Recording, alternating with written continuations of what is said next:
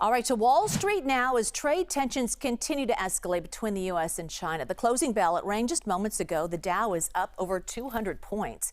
Now, moments ago, President Trump posted this, quote, "I believe that China purposely not buying our soybeans and causing difficulty for our soybean farmers is an economically hostile act. We are considering terminating business with China having to do with cooking oil and other elements of trade as retribution. As an example, we can easily produce cooking oil ourselves.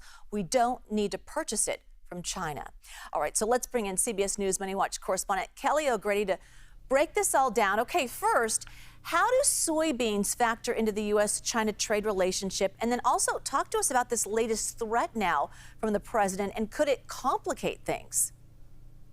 So soybeans are really important when it comes to our agricultural sector. For many soybean farmers, I actually went out to a number of different places in the Midwest and talked to them. That is their primary market. And if you go back to the first China trade war under the first Trump administration, you saw soybeans become a piece of leverage that China stopped buying them. And then ultimately the deal that was actually put together that ended the trade war saw China upping its purchase of soybeans. And so when we talked to soybean farmers earlier in the year, this was something that they were predicting, that this could become an element of leverage in this negotiation. And so that's really the piece of it, how it factors in. China's a really important market in terms of selling those goods for U.S. farmers. Could this become, an issue here when it comes to the cooking oil? I think broadly, it's a small piece of it, right? In terms of that larger U.S.-China trade relationship, but it speaks to the fact that we are seeing just this constant back and forth. I mean, Jules, it feels like hourly we are hearing either from the China side or the U.S. side. And I will share with you, I was on the Chinese embassy X account, and this is what they said earlier today. The U.S. side should not, on the one hand, seek dialogue, while on the other hand, threaten and intimidate by introducing new restrictive measures. This is not the right way in dealing with China. So yeah, Jules, we're talking about soybeans and cooking oil on the one hand. Really, though, what we are talking about is an escalating trade war, and it does feel like it's developing minute by minute here. Certainly, that's just the seed of it. All right, Fed Chair Powell speaking today. He touched on everything from monetary policy to how AI might impact jobs. So let's talk about the highlights there.